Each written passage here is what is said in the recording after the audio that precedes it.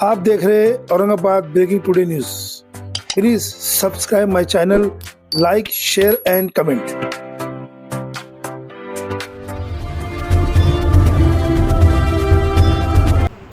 तुमचा आशीर्वाद बस।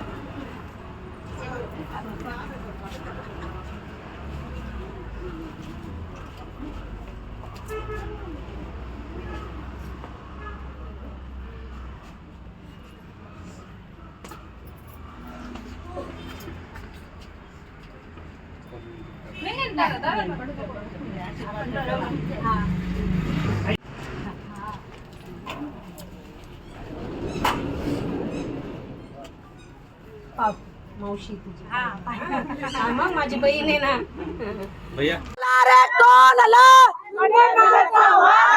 कौन आला रे कौन आला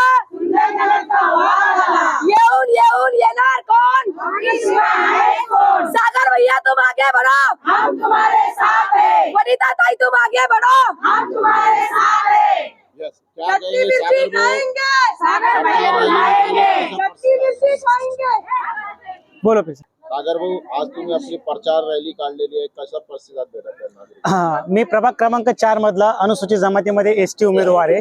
माझं नाव आकाश उर्फ सागर वनिता सुनील कुमार ठाकूर। प्रभाग क्रमांक 4 मधून अपक्ष उमेदवार म्हणून फॉर्म भरलेला आहे। माझी निशाणी हॉकी बटन क्रमांक 4। मी ज्या ठिकाणी जातोय त्या ठिकाणी मला भरभरून प्रतिसाद भेटतोय। मला तरी असं वाटतं की मी विजयाच्या उंबरठ्यावरती आहे की काय। मी ज्या ठिकाणी गेलो त्या ठिकाणी मतदारांचा भरभरून प्रतिसाद भेटतोय। ते मला म्हणताय की आम्हाला स्थानिकचा जो उमेदवार आहे तोच आमचा स्थानिकचा उमेदवार आहे, तो एसटी कॅन्डिडेट आहे। माझी लढाई ओपन ओबीसी एससी यांच्या विरोधात माझी लढाई नाहीये। माझी हक्काची जी लढाई आहे ती माझी एसटीची लढाई आहे। कारण मी एसटीचे जो उमेदवार उभे आहेत त्यांच्या विरोधात मी फॉर्म भरलेला आहे अपक्ष म्हणून। काय काय समस्या लोकांना तुमच्याकडे मांडतोय? नागरिकांच्या समस्या अशा आहेत की काही ठिकाणी कचऱ्याचं प्रकरण आहे, काही ठिकाणी मूलभूत सुविधा जसे की आपण म्हटलं काही पाण्याच्या आहे, रस्त्याच्या ड्रेनेजच्या आहे। त्या ज्या सुविधा आहे रस्त्याच्या ड्रेनेजच्या या ऑलरेडी आमच्या जे पालकमंत्री साहेब संजय शिरसाट साहेब यांनी विकासाच्या मुद्द्यावरती जे काही निवडणूक लढणार आहेत त्या मुद्द्याचं नगरसेवक करेल काय, कारण तेवढा विकासच त्यांनी करून ठेवलेला आहे। तर माझ्या सगळ्यात पहिले प्रथम हा भर राहील कचऱ्याचं वर्गीकरण।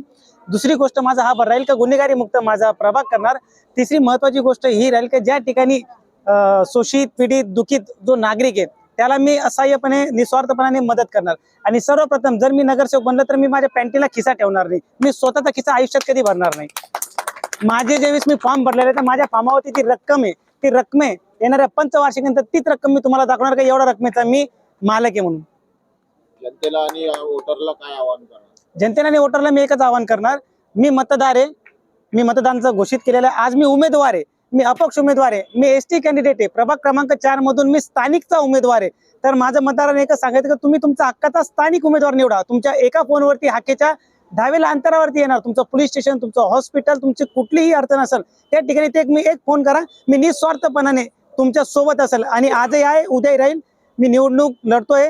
माझी एकच विनंती मतदारांना का तुम्ही स्थानिकच्या उमेदवाराला निवडून द्या एसटी कॅन्डिडेटच्या।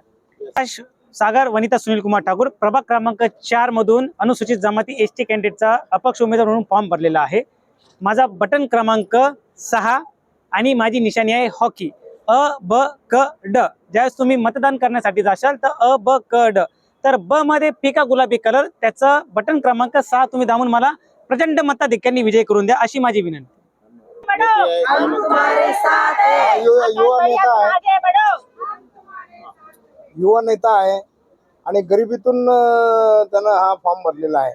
त्याच्या मागे कोणताही राजकीय असं काही हे नाही, त्याला वरद हस्त नाहीये। आणि गरिबीमधून त्यांना जो हा फॉर्म भरलेला आहे माझा भाचा आहे आणि हा जो आहे चांगल्या मतानं निवडून यावं हीच परमेश्वराक चरणी प्रार्थना करतो आणि त्याला जे तर हे विजयी भाऊ म्हणून आशीर्वाद देतो। काय काय सांगतील? आपला मुलगा उभा आहे, कसा वाटतं? आज मला खूप छान वाटते। मी आतापर्यंत झेंडेच धरत आहे, आता माझ्या मुलाचा धरतीये, माझ्या मुलाची रॅली प्रचार रॅली काढतीये। तर हे आता मी सांगू शकत नाही की मला किती आनंद होतोय। हे अभिमानास्पद माझं मी करते।